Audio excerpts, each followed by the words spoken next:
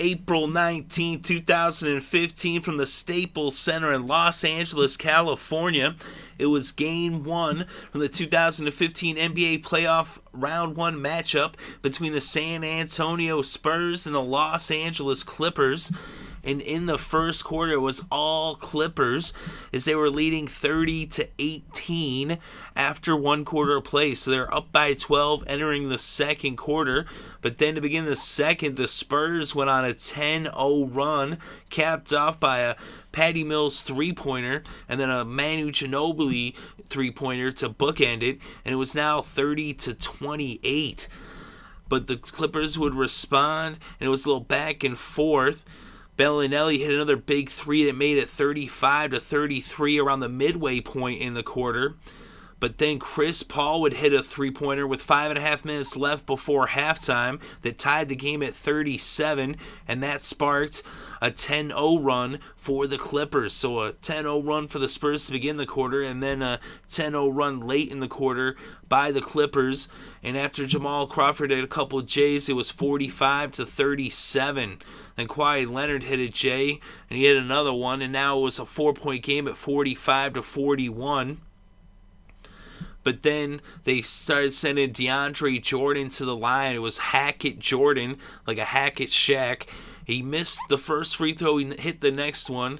Baines got a J, and then they fouled Jordan again. He made the first one, missed the next one, and then he ended up going to the line again and making both free throws. And at halftime, it was 49-43 Clippers over the Spurs. So it's now a 6-point lead, as the Spurs had cut the lead in half, as it had been a 12-point lead after one, but now it was a 6-point lead after two. Now let's go into the third quarter, a little past midway. Tony Parker hits a J, and it was 57-53 with a little less than 7 minutes left in the third. But then the Clippers went on a 22-8 run. And then Kawhi Leonard hits a big three at the end of the quarter to make it 79-64, but it had been 79-61. But at this point, going into the fourth quarter, it would be a 15-point lead for the Clippers. They actually then, in the fourth quarter, midway through the fourth, Belinelli hit a big three for the Spurs to bring them within 9 points. That was as close as they would get to the Clippers in the fourth quarter. They actually would push the lead to as many as 20 points. And then the final score ended up being 107-92. As they ended up winning this one by 15 points in the end.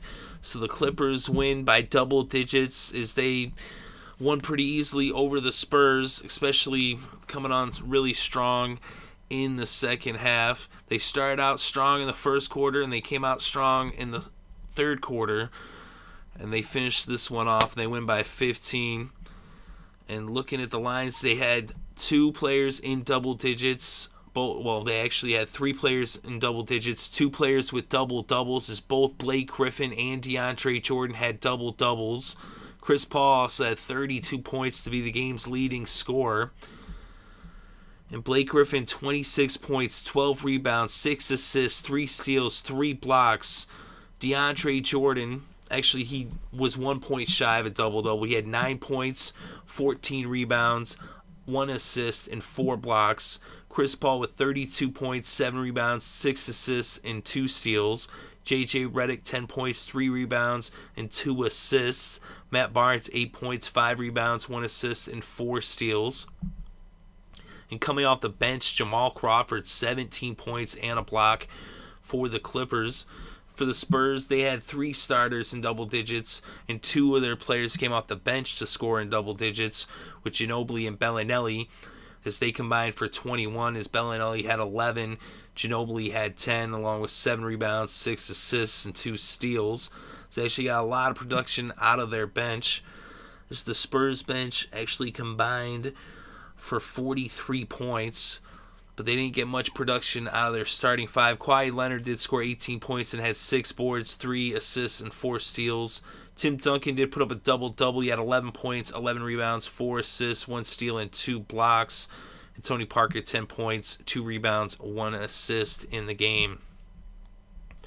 As we look inside the numbers, see that the Spurs were really struggling to shoot the ball, and they were really struggling from the free throw line, only shooting 53.8% from the free throw line, hitting 14 of 26. The Clippers didn't do much better from the free throw line, only shooting 60.7%, hitting 17 of 28. The Spurs actually did win the battle of the rebounds. Surprisingly enough, they had 3 more rebounds than the Clippers, although the Clippers did have 8 more defensive rebounds. And then we look at the shooting percentage from the field. The Clippers shot 51.3%, pretty impressive, and the Spurs an abysmal 36.6% from the field. Both teams hit 10 three-pointers, but the Clippers shot far less, as they took 15 less to get those 10. They shot 55.6% from three-point land, which is very impressive. And the Spurs hit only 30.3%, as they shot 10 for 33. So the Clippers take game 1 by double digits in an impressive fashion. They go up 1-0 in this series, and the final score, Clippers 107, Spurs 92.